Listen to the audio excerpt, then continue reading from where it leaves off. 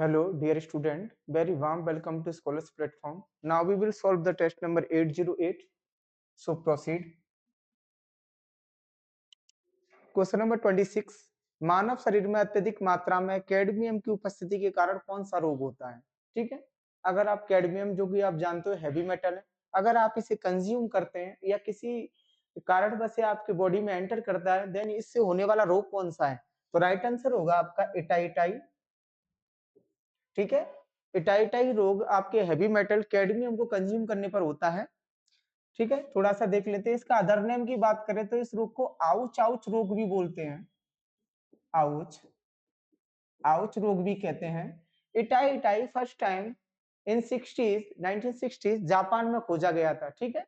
जब आप heavy metal cadmium को कंज्यूम करते हैं, देन उससे आपके nervous system, kidney failure, bone pain यानी कि हड्डियों में दर्द, ये ऑस्टियोमेलेसिया रोग हो जाता है। ठीक है, ये इसके लक्षण है जो कि आपको बताएंगे कि आपको इटाइटा यानी कि आपकी बॉडी में मरकरी की सॉरी कैडमियम की मात्रा अधिक है। ठीक। उसके बाद बात करते हैं कुछ अदर ऑप्शंस की, जैसे कि मिनी माता। ठीक, इसका रियल नेम है मिनी माता। मिनी माता क्या होता है? ये भी जापान से ओरिजिनेटेड है। ठीक है, इसका भी जो फर्स्ट टाइम केस मिला था इन जापान मिला था 60s के टाइम पर। ठीक, ये न्यूरोकॉल डिसीज है, यानी कि आपके तंत्रिका तंत्र को प्रभाव करती है और ये आपके स्कल्टन को, ठीक है, ऑस्टियो मलेशिया,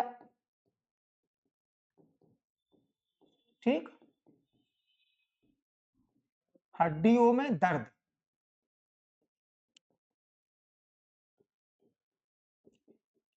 इससे आपकी मेरु स्पाइन यानी कि रीढ़ की हड्डी में भी काफी पेन होता है। ठीक, अगर इसकी बात करें तो इसमें क्या होता है, क्योंकि तंत्रिका तंत्र को प्रभावित करती है यानी कि आपके नर्वस सिस्टम को, तो एक ऐसी डिजीज है नर्वस सिस्टम को प्रभावित करती है। हाथ पैर सुन्न हो जाते हैं, कुछ समझ में नहीं आता, संवेदना नहीं बचती, बोलने और सुनने की क्षमता तथा देखने की क्षमता में भी फर्क पड़ता है। तो इन दोनों के रोग के बारे में आपको पता लग गया। ठीक है, ये कैडमियम के कारण होता है। और मिनी माता आपके पारा संबंधित रोग है। ठीक है, जब आप पारा यानी कि Hg को कंज्यूम करते हैं तो मिनी माता होता है। कैडमियम को कंज्यूम करने पर आपका इटाई इटाई होता है। सो राइट आंसर क्या होगा? राइट आंसर क्या होगा? इटाइटाई। रक्ताल्पता के बारे में जानते हैं, इसको बोलते हैं इंग्लिश में एनीमिया, यानी कि खून की कमी। ठीक, ये क्या है? खून की कमी। एल्जिमा की बात करें, एल्जिमा is not a disease if Alzheimer is given, then क्योंकि एल्जाइमर होता है या एक्जिमा होता है। ठीक है, एल्जिमा is not a disease. Eczema skin disease है, इसमें लालिमा, सूजन और पपड़ी जम जाती है खाल के ऊपर। ठीक, और जो आपका एल्जाइमर होता है, जब आप ग्रो करते हो 60 से अबव यानी कि 60 साल से ऊपर आप जब जाते हो तो दिमाग की क्षमता कम हो जाती है। ठीक है, यानी कि इंसान भूलना शुरू करता है, उसे एल्जाइमर कहते हैं। तो आपको इन तीनों रोगों के बारे में पता चल गया। अगर आप कैडमियम को कंज्यूम करोगे तो इटाइटाई होगा, जिसको आउच आउच रोग भी कहते हैं। या अगर आप पारे को कंज्यूम करोगे यानी कि पारे को खा लोगे तो आपके आपके अंदर मिनी माता रोग होगा। ठीक है, खून की कमी सभी जानते हैं जिसको एनीमिया बोलते हैं। और एल्जिमा इज नॉट ए डिजीज। ठीक, सो क्वेश्चन नंबर 26 का right answer is itai itai which caused during consumption of heavy metal cadmium. ठीक, नाउ नेक्स्ट।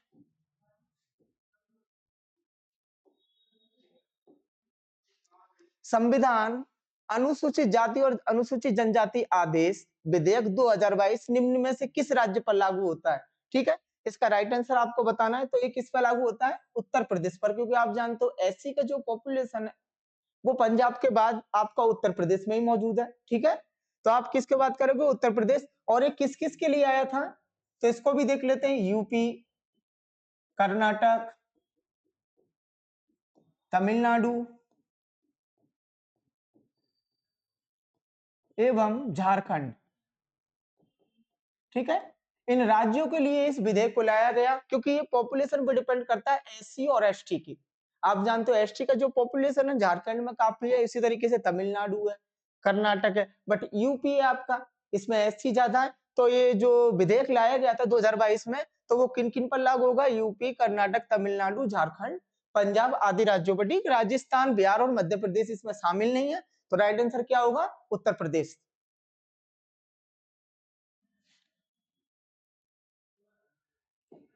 नेक्स्ट,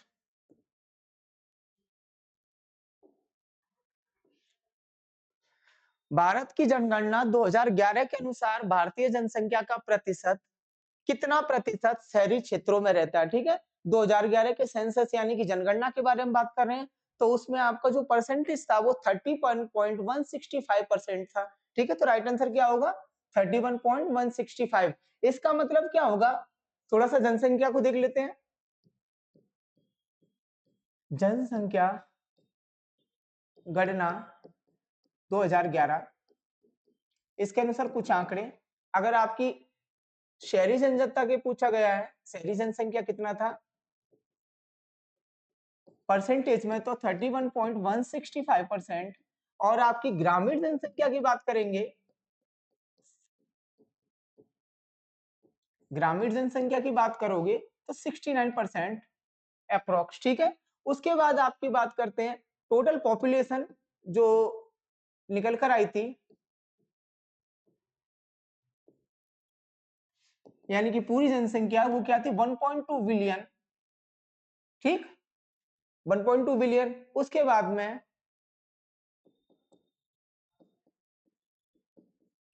सबसे शहरी जनसंख्या वाला राज्य,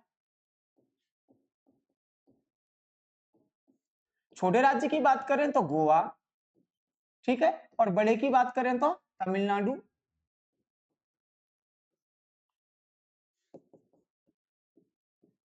सबसे ग्रामीण जनसंख्या की बात करें, कौन सा स्टेट था? हिमाचल प्रदेश। 89% पॉपुलेशन इसकी गांव में निवास करती है। ठीक है, जनसंख्या घनत्व की बात करें, कितना था इसका जनसंख्या घनत्व? जो इसमें निकल के आया 382 प्रति वर्ग किलोमीटर। ठीक है, यानी कि एक वर्ग किलोमीटर में 382 लोग निवास करते हैं। उसके बाद बात करें सबसे ज्यादा जनसंख्या घनत्व कहां था?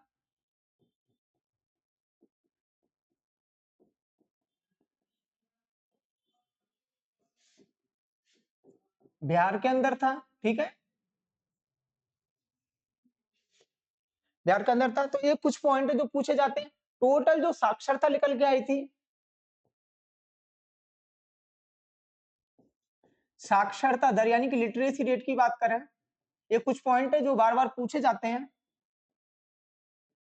74.04%। ठीक है, पुरुषों का समझे, टोटल पुरुष कितने साक्षर है अपने यहाँ? 83% समथिंग। एंड महिला की बात करें 65%। ठीक है, तो ऐसे आप बात कर सकते हैं और इन आंकड़ों को बता सकते हैं, बार बार से आपसे पूछे जाएंगे। अभी तक जनसंख्या हुई नहीं है, 2011 में लास्ट जनसंख्या थी। ठीक है, तो ये जनसंख्या से रिलेटेड कुछ आंकड़े। ठीक है, तो इसका राइट आंसर क्या होगा? 31.165% is a urban population which lived in cities. ठीक है, नेक्स्ट,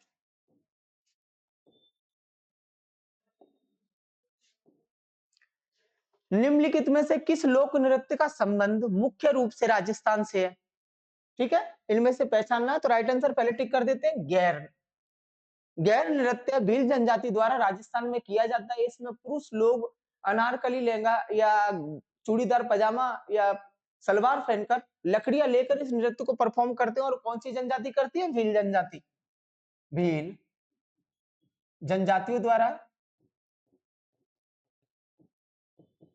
ठीक, बाकी की बात करें आप, आपका ढिमसा कहां का है? ढिमसा की बात करें, ये पहले भी पूछा जा चुका है इन टेस्ट पेपर। अराकू जनजाति द्वारा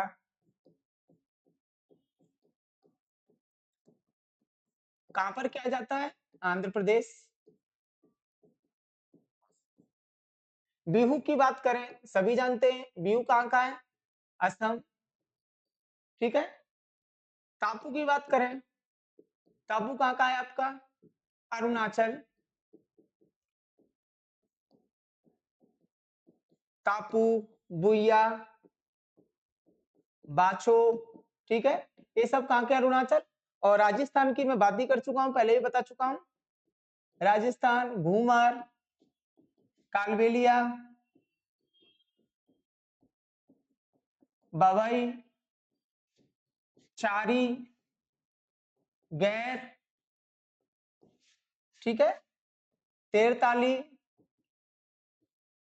ये सब कहाँ के लोक नृत्य हैं, राजस्थान के, ठीक है, तो इनको ध्यान रखना, ये सब राजस्थान के लोक नृत्य हैं। और बाकी के जो 3 लोक नृत्य थे उनका संबंध और वो किस राज्य में होते हैं, ठीक है, किए जाते हैं, तो इसको आप देख सकते हैं।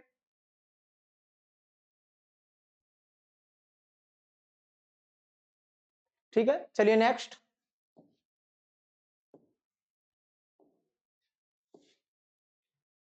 निम्नलिखित में से क्या भारतीय संविधान का राजनीतिक दर्शन नहीं है, ठीक है ना। Which of the following is not A political philosophy of the Indian constitution. तो देखिए इसमें ऑप्शंस पढ़ के देखिए, ऐतिहासिक रूप से वंचित समूहों के प्रति संवेदनशील, बिल्कुल है, ठीक है, ये दर्शन है। धार्मिक और भाषाई अल्पसंख्यकों की आवश्यकताओं के प्रति संवेदनशील, बिल्कुल है, ठीक, ऐसा भी संविधान में है। तीसरा, सामुदायिक मूल्यों के प्रति उदारवादी, बिल्कुल, काफी लिबरल है हम लोग, कम्युनिटीज की जो हार्मनी है उनमें बिलीव या फेथ के अकॉर्डिंग, ठीक है ना। फिर है चौथा, एक सर्वनिष्ठ राष्ट्रीय पहचान बनाने के लिए प्रतिबद्ध नहीं है, ठीक है ना, ये राजनीतिक दर्शन नहीं है, ठीक है, तो राइट आंसर क्या होगा इसका, डी। एक सर्वनिष्ठ राष्ट्रीय पहचान बनाने के लिए non committable to building a common national identity, ऐसा कुछ भी नहीं लिखा है, ठीक है, कि हमारा देश किसी भी पहचान को मायने ना दे, यानी कि अपनी कोई आइडेंटिटी वर्ल्ड के सामने शो ना करे, ये भारतीय संविधान का राजनीतिक दर्शन नहीं है। नेक्स्ट,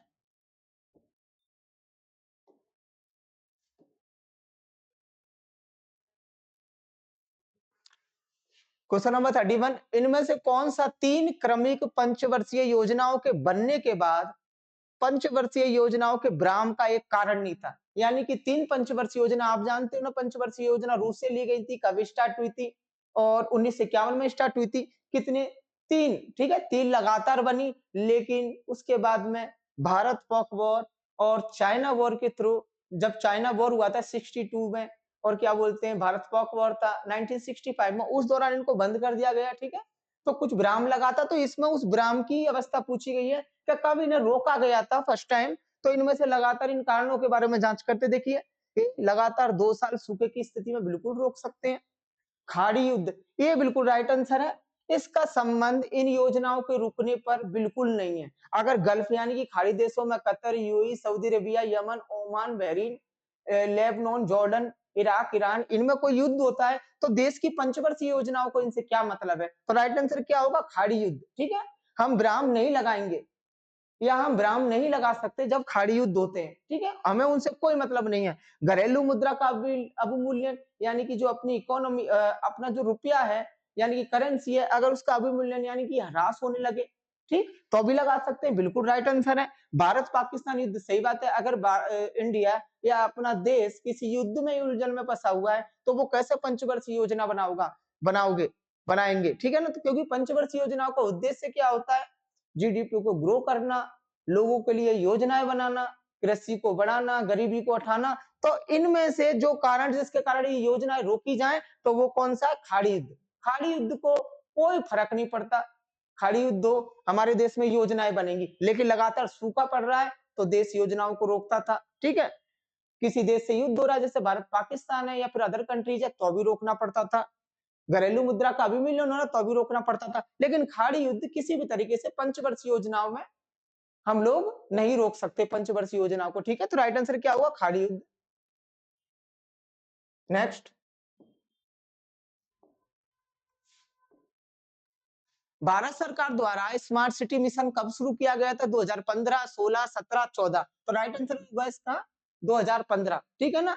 भारत के जो हाउसिंग मिनिस्ट्री है, इंडियन हाउसिंग मिनिस्ट्री है, उसने 25 जून 2015 को PM Modi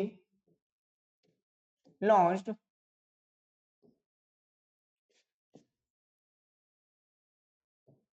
smart city scheme, ठीक है ना, कब, ऑन 25 जून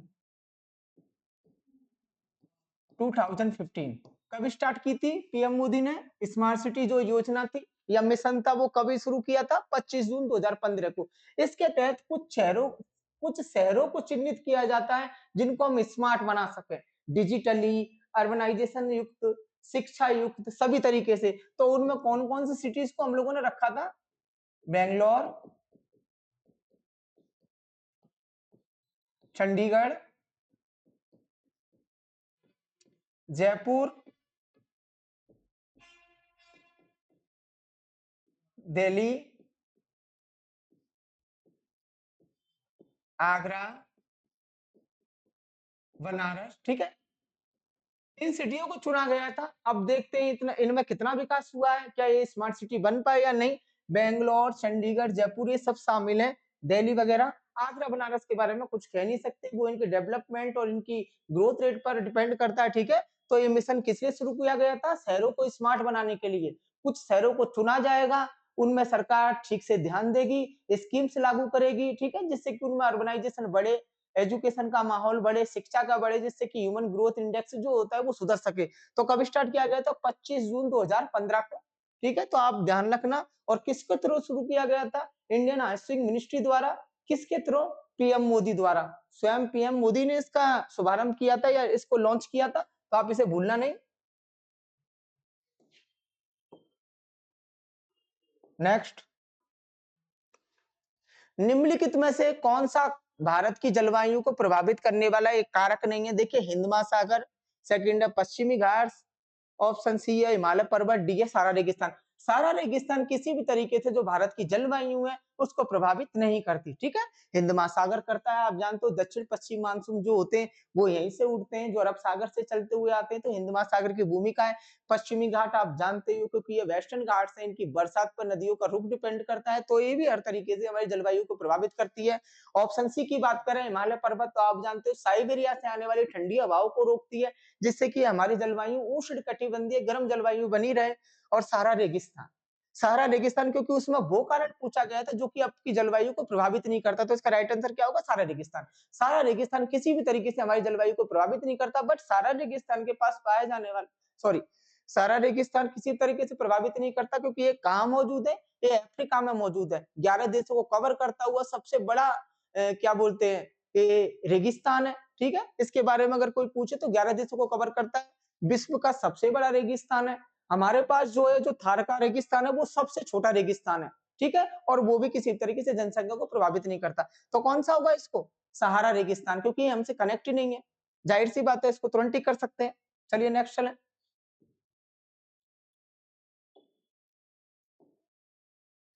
भारतीय संविधान का निम्नलिखित में से कौन सा अनुच्छेद राज्य को समान नागरिक संहिता का प्रावधान देता है? ठीक है, तो इसमें से कौन सा होगा? सभी जानते हैं uniform civil code is according to article 44। ठीक है, समान नागरिक संहिता का क्या मतलब है? चाहे वो कोई भी धर्म, जाति या किसी भी समुदाय का व्यक्ति हो, ठीक है ना? अगर किसी समुदाय विशेष पर जिस तरीके से किसी एक कम्युनिटी पर जो लॉ एस्टेब्लिश किए जाते हैं थ्रू गवर्नमेंट, वो सभी धर्मों के लिए, सभी जातियों के लिए समान होंगे। ठीक है, इसी को आपका यूनिफॉर्म सिविल कोड यूसीसी बोलते हैं, जो कि किसके अंतर्गत आता है? अनुच्छेद 44 के। ठीक है, नेक्स्ट, निम्नलिखित में से कौन सा कथन सत्य है? ठीक है ना? Which statement is true? देखिए कौन कौन सा है। ए, राजकोषीय घाटे का वित्त पोषण ऋण ग्रहण के द्वारा ही किया जाएगा, ये तो बिल्कुल सही है। ठीक, जो आपका राजकोषीय घाटा यानी कि जो आपका रिजर्व है, जो कंट्री का रिजर्व है, अगर उसमें किसी भी तरीके से घाटा हो जाता है तो उसकी जो पूर्ति होगी वो ऋण ग्रहण यानी कि बाहर से या सॉरी कर्ज लेकर ही पूर्ति की जा सकती है। बिल्कुल राइट। तो क्या होगा? जो राजकोषीय घाटे की पूर्ति किससे होती है? ऋण ग्रहण के द्वारा ही होती है। ठीक है, और कोई कारक इसमें नहीं बन सकते। जरूरी नहीं कि आप जनता पर डबल टैक्स अप्लाई करें देन राजकोषीय घाटे को पूर्ण करें, ऐसा बिल्कुल नहीं है। अगर उसकी आपको पूर्ति करनी है तो ऋण ग्रहण करना ही पड़ेगा। ठीक है, और भी ऑप्शन देख लेते हैं। ऋण वसूली एक राजस्व प्राप्ति, ये गलत, ये बिल्कुल गलत है। तो इसका राइट आंसर कौन सा होगा? ऑप्शन डी, केवल ए। ऑप्शन डी, केवल ए। ठीक है, राजकोषीय घाटे का वित्त पोषण यानी कि उसकी जो भरपाई होगी वो ऋण ग्रहण के द्वारा ही होगी। राइट आंसर है केवल। नेक्स्ट मूव करें।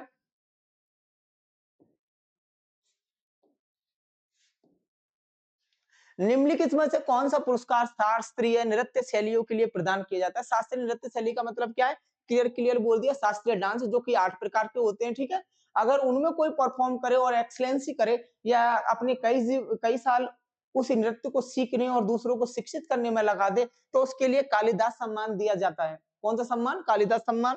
तो राइट आंसर कौन सा होगा? कालिदास सम्मान। बाकी के पुरस्कारों की बात करें तो ज्ञानपीठ शास्त्रीय नृत्य शैली के लिए,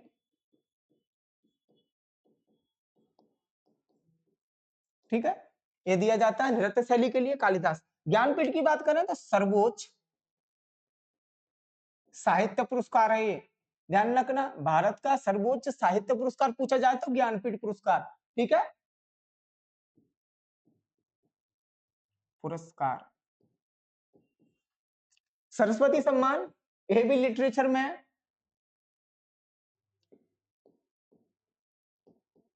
बिड़ला ग्रुप द्वारा 22 भाषाएं, आधिकारिक भाषाओं की बात कर रहा हूं,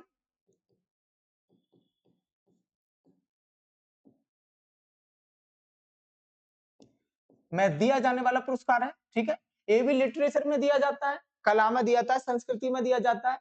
कोई भी 22 भाषा जो अपनी देश की 22 भाषाएं हैं, ठीक है, जो संविधान में निहित है, उन भाषाओं में से अगर कोई काव्य ग्रंथ लिखता है तो जेके बिड़ला ग्रुप है, जो बिड़ला ग्रुप है वो उन व्यक्तियों को सम्मानित करेगा।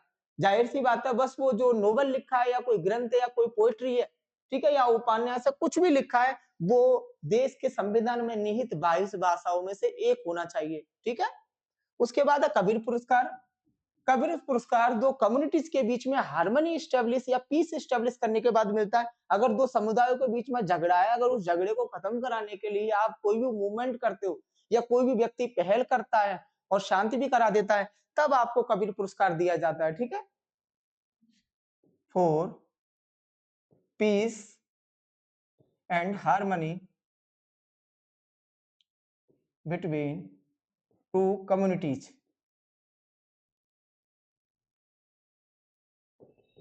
ठीक। दो समुदायों के बीच में पीस और हार्मनी स्टेब्लिश करने के दौरान कबीर पुरस्कार दिया जाता है। यहाँ पर पूछा गया था शास्त्रीय नृत्य शैली के लिए दिया जाने वाला, तो आप हमेशा टिक करना कालिदास सम्मान, ठीक है, कालिदास सम्मान दिया जाता है। और ज्ञानपीठ पुरस्कार साहित्य का सर्वोच्च पुरस्कार है। उसके बाद में सरस्वती सम्मान, सरस्वती सम्मान बिड़ला ग्रुप द्वारा दिया जाता है 22 आधिकारिक भाषाओं में। कबीर पुरस्कार दो कम्युनिटीज के बीच में, दो रिलीजन के बीच में पीस एंड हार्मोनी स्टेब्लिश करने के दौरान दिया जाता है, ठीक। तो राइट आंसर क्या होगा? वही कालिदास सम्मान। देख लो next.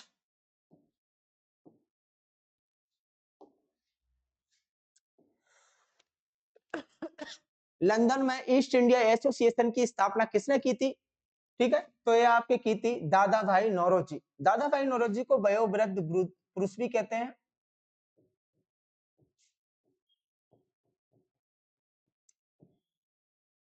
Great grand old man, क्या बोलते हैं इनको? दादा भाई नौरोजी को वयोवृद्ध पुरुष और ग्रेट ग्रैंड ओल्ड मैन। इन्होंने 1866 में ब्रिटेन में रहने वाले प्रवासी और भारतीय जो कि रिश्ते, उनके सहयोग से ईस्ट इंडिया एसोसिएशन की स्थापना की थी, जिसका मुख्य उद्देश्य भारत की परेशानियों को ब्रिटिश लोगों तक पहुंचाना था एवं जनता तक पहुंचाना था। तो कौन सा आंसर होगा? Who founded the East India Association? Dadabhai Naoroji. The great grand old man Dadabhai Naoroji established the first Indian association in British empire, ठीक है, इन 1866। तो राइट आंसर इज दादा भाई नौरोजी।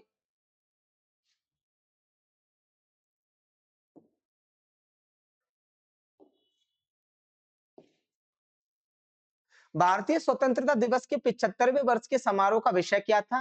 राष्ट्र प्रथम सदैव प्रथम, ठीक है। ये विकसित भारत के अंदर ये प्रोग्राम लिया गया था, यही इसकी थीम बनी थी।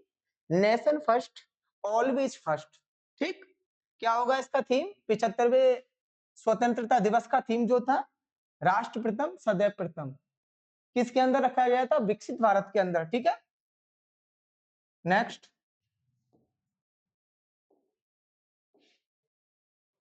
प्रकाश संचरण प्रकाश संचरण के लिए आवश्यक सैद्धांतिक पदार्थ प्रकाशवायी ईथर के माध्यम से पृथ्वी की गति का पता लगाने के लिए किस प्रयोग की रूपरेखा तैयार की गई थी?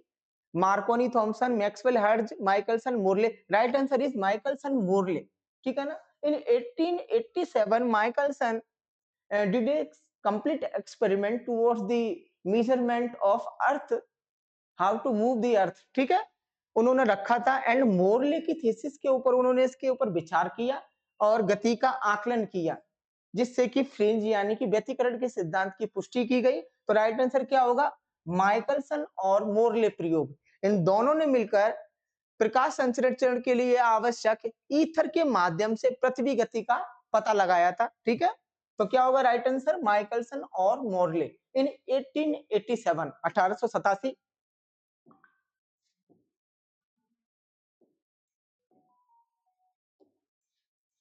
Next, who among the following Indian music composer won the Oscar award in year 2002-3? किस भारतीय संगीतकार ने 2023 में ऑस्कर पुरस्कार को जीता था? सभी जानते हैं M Keeravani. M Keeravani won the Oscar prize in 2023 year and the song was Naatu Naatu song. कौन सा गाना था? नाटू नाटू। म्यूजिक डायरेक्टर थे एम किरवानी एंड मूवी थी RRR। ठीक है, नाटू नाटू सॉन्ग के ऊपर म्यूजिक डायरेक्टर एम किरवानी ने 2023 का ऑस्कर जीता था। काफी नामी गिरामी ने AR रहमान जीत चुके हैं। ठीक है ना, 2011 के दौरान। और आपसे अगर पूछे फर्स्ट किसने जीता था Oscar, then Oscar winner India की बात कर रहा हूं मैं, then always give the name of Bhanu Athaiya. Bhanu Athaiya किस लिए जीता था? ड्रेस के ऊपर। ठीक है ना, कॉस्ट्यूम के ऊपर, ड्रेस और कॉस्ट्यूम। इन्होंने आम्रपाली मूवी के लिए कॉस्ट्यूम डिजाइन किया था, जो कि बुद्ध जीवन का वर्णन करता था। ठीक है, भानुअतिया ने। एंड 2023 में किसने जीता है? M Keeravani for song Naatu Naatu in RRR movie. Now next,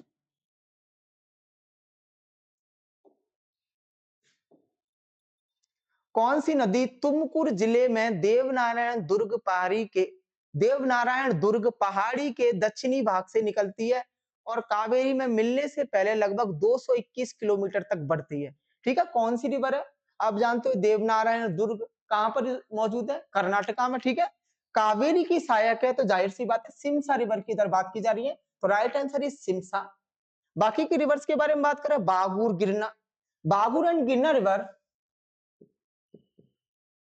वागुर and Girna river एक किसकी ट्रिब्यूटरीज रिवर है? सहायक नदी है। नदियां ताप्ती रिवर की सहायक नदी है।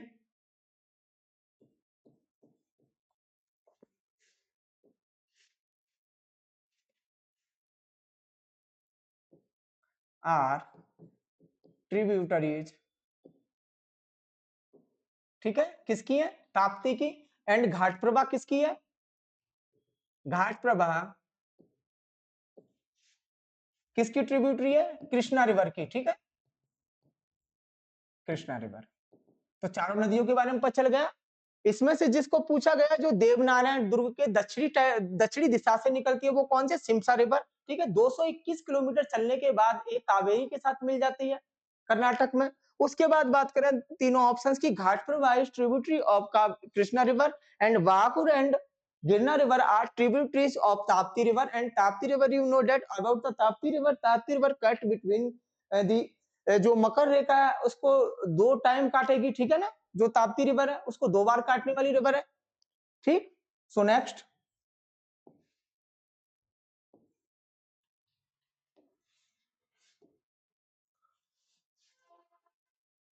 सार्वजनिक वस्तुओं के संबंध में निम्नलिखित में से कौन सा कथन गलत है? Which of the following is an incorrect statement concerning public goods? Public goods के कंसर्न के बारे में बात करें तो विच स्टेटमेंट इज रॉन्ग? देखिए कौन सा स्टेटमेंट इससे रॉन्ग है, प्रत्येक व्यक्ति से सार्वजनिक वस्तुओं के लिए शुल्क वसूल करना आसान नहीं है, ये बिल्कुल गलत नहीं है। लोगों द्वारा सार्वजनिक वस्तुओं का उपभोग प्रकृति में प्रतिद्वंदात्मक होता है, राइट ऑप्शन, ठीक है, ये बिल्कुल गलत है। लोगों द्वारा जो सार्वजनिक वस्तुओं का उपभोग होता है वो प्रकृति में प्रतिद्वंदात्मक, बिल्कुल गलत। हम जो भी कंज्यूम करते हैं वो अकॉर्डिंग टू नेचर ही कंज्यूम करते हैं। अगर just opposite to nature we will consume the goods, then ये हम लोग के लिए हार्मलेस होगा, सॉरी हार्मफुल होगा, ठीक है ना, हमारे लिए हानिकारक होगा। हम वही चीजें कंज्यूम करते हैं जो कि अकॉर्डिंग टू अर्थ होती है, अकॉर्डिंग टू नेचर होती है, पृथ्वी का अकॉर्डिंग होती है, प्रकृति का अकॉर्डिंग होती है, ठीक है। तो इसका कौन सा कथन बिल्कुल गलत लिखा गया है सार्वजनिक वस्तुओं के बारे में? लोगों द्वारा सार्वजनिक वस्तुओं का उपभोग प्रकृति में प्रतिद्वंदात्मक होता है, यही कथन गलत है, ठीक है। So right option is B.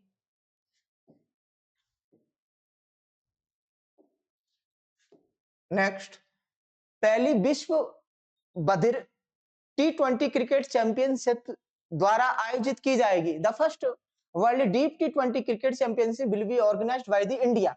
Right option is India. भारत द्वारा केरल में 2023 में इसका आयोजन किया गया था, ठीक है। ये पहली बधिर यानी कि गूंगे लोगों के लिए T20 world cup champion, sorry T20 cricket championship थी, ठीक। कहां पर आयोजित हुई थी? इन केरला, स्टेट का नाम भी लिख लेना, इन केरल इसको आयोजित किया गया था, ठीक। So option B is correct, India, and the state was Kerala in 2002-3।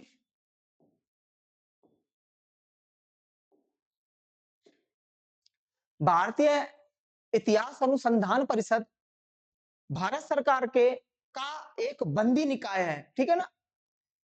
Indian council of historic research is a captive body of government of India.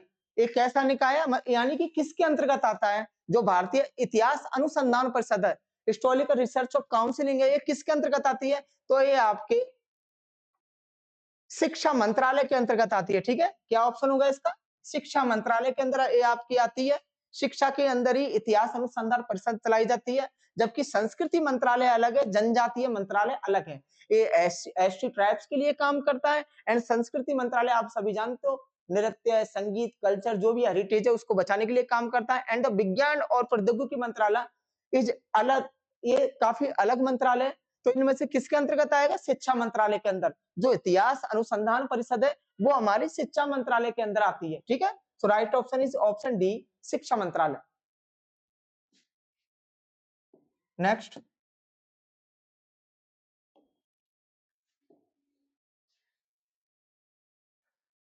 Ghiyasuddin Balban ने खालिस्तान शिष्टाचार के एक भाग के रूप में राजा को अभिवादन के सामान्य रूपों के रूप में खिजदा, सॉरी खिजदा is a not a historical word, खिजदा इज रॉन्ग वर्ड, खिजदा की जगह सिजदा, ठीक है ना, सिजदा।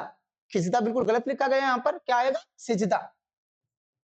इंग्लिश इंग्लिश में मेंशन है सिजदा, ठीक है ना। एंड पैबोस के रीति रिवाजों की शुरुआत की, आप जानते हो जो बलबन था गुलाम वंश का सबसे प्रतापी सुल्तान हुआ था, ठीक है। इसने लौह रक्त की नीति अपनाई थी, ठीक। तो इसी ने सिजदा और पैबोस की प्रथा शुरुआत की थी। कहां शुरुआत की थी? अपने कोर्ट के अंदर, यानी कि अपने दरबार के अंदर, इधर अदालत लिखा गया है, ठीक है। तो रियलिटी में क्या होगा? कोर्ट के अंदर शुरू की थी। रियलिटी में है क्या? सिजदा पैबोस। सिजदा का मतलब होता है, सिजदा, ये बलबन के बारे में बात हो रही है तो थोड़ा सा देख लेते हैं सिजदा का मतलब क्या है। घुटनों पर बैठकर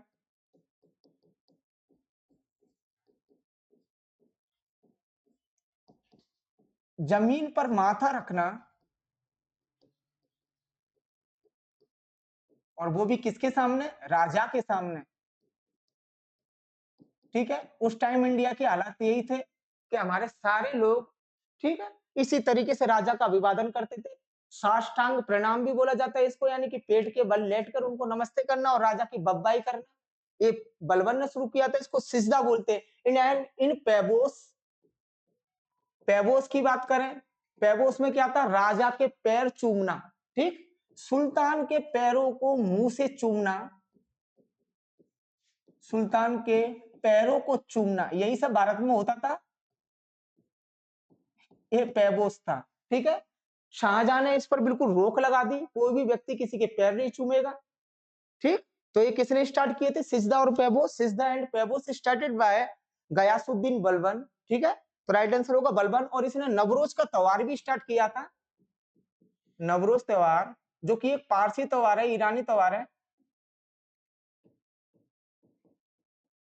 तो कभी भी आपसे पूछा जाए बलबन ने क्या क्या किया था, बलबन ने सिजदा पैगो शुरू की, नवरोज त्योहार शुरू किया, एवं लौह रक्त की नीति अपनाई, ठीक है। यानी या तो मेरी बात सुनो या फिर मारे जाओ, लौ एवं रक्त की नीति, ठीक।